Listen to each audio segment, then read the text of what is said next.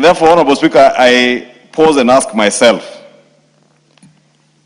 if, for instance, the county government of Nairobi is getting 22 billion shillings from shareable revenue, are the people of Nairobi getting commensurate service to this 22 billion?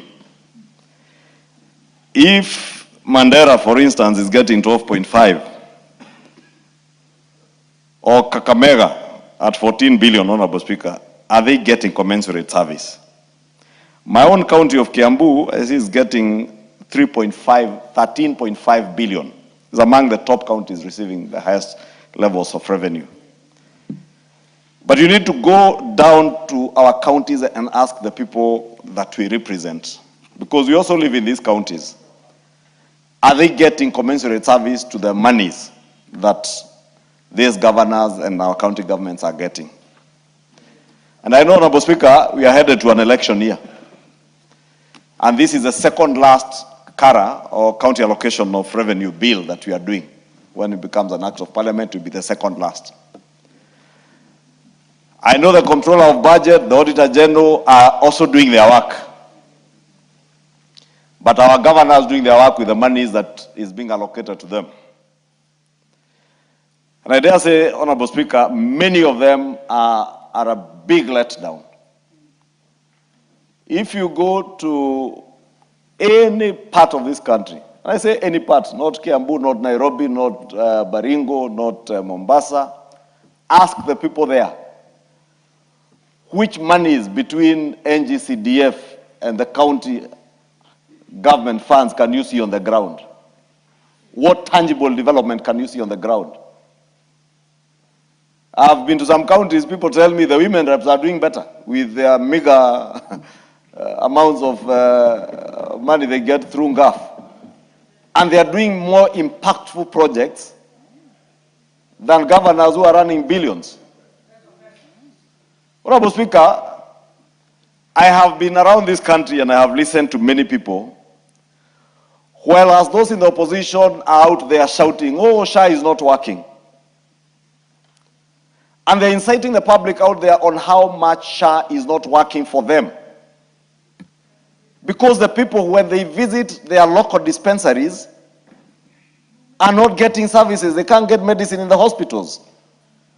There are no healthcare workers in those hospitals, Honorable Speaker. I've listened to horror stories of healthcare workers telling me they are on their third month without pay in some of our counties. In my own county in Kiambu last year, healthcare workers down their tools for months. And the governor there felt nothing, heard nothing, saw nothing bad, even as children died in hospitals. It took the Council of Governors intervention. And I remember sitting with the Council of Governors leadership in charge of the account of pending bills or unpaid bills.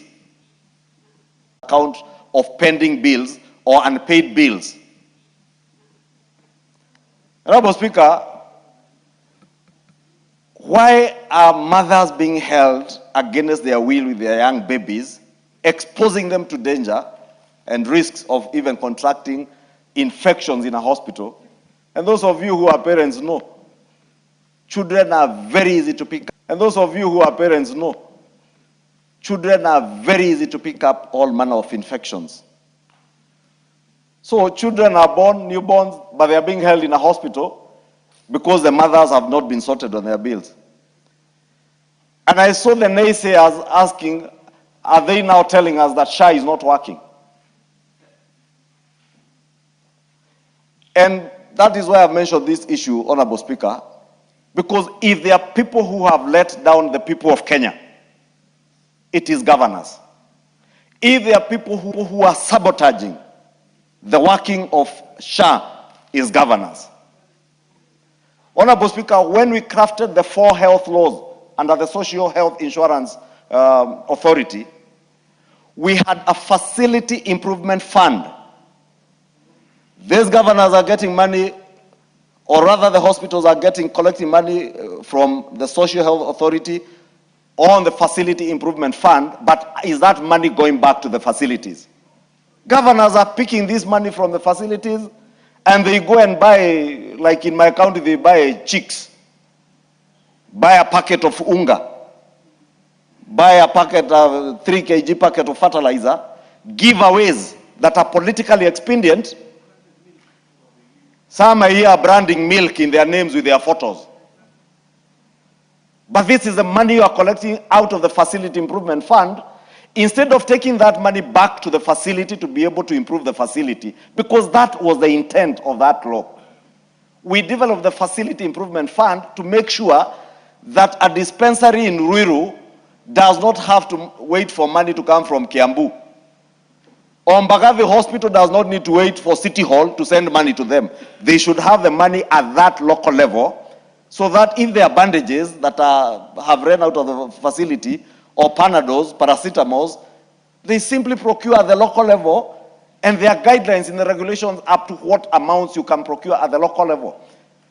And we made sure that there were regulations that have been done pursuant to that Facility Improvement Fund, Honorable Speaker. Look at the procurement. In our last estimates this year, we have just allocated to KEMSA 21 billion shillings to make sure that KEMSA is adequately capitalized for these county governments and all other hospitals to be able to procure medicine from KEMSA. Are counties procuring and paying? Talk to KEMSA. They don't. Do they have money? Have they collected money from the Social Health Authority? Yes, they have. Are they offering health care services to the people of Kenya? They are not. And therefore, when people cry and say, SHA is not working for me because first I visit a hospital, the primary health care fund, and I wish Dr. Nyikal was here, but the chair budget is here. He will tell you the primary health care fund now has 19.1 billion shillings. For what purpose, Honorable Speaker? Why are we allocating from our national revenues 19.1 billion shillings to county to primary health care facilities? So that, Honorable Speaker, pursuant to the provisions of Article 43 of our Constitution, any Kenyan who falls sick in any part of the country can visit a primary health care facility, a dispensary, a level 1, level 2, level 3 facility, get treated, and so long as that facility is SHA enlisted, and the patient is also enlisted in SHA and has paid his premiums, you get free treatment, and you don't need to pay anything. But where I say governors are letting us down in the county governments, they never inform the public. They do not want the public to know. They do not want the public to know that the government has allocated 19 billion shillings to pay health care for them, because they also want to steal from the same public by charging them again. Honorable Speaker, this is the most evil thing any human being can do to another. Very unjust things to our people, Honorable Speaker. Then the same people go and tell the people out there, oh, SHA is not working. It is not SHA that is not working. It is your theft that we can't satisfy. It is their greed we can't satisfy, Honorable Speaker. If we allocate 19 billion shillings to the primary health care fund, that money must go to ensure that the people of Kenya access health care at the primary level without payment. And it is not just in public hospitals, Honorable Speaker, even in private care hospitals, private hospitals that are SHA enlisted. And it is good we tell the people of Kenya that so long as you are enlisted and registered with SHA, and the hospital that you visit is also enlisted, so first make sure you are registered, you have paid your premiums in SHA, then the hospital that you visit is SHA enlisted.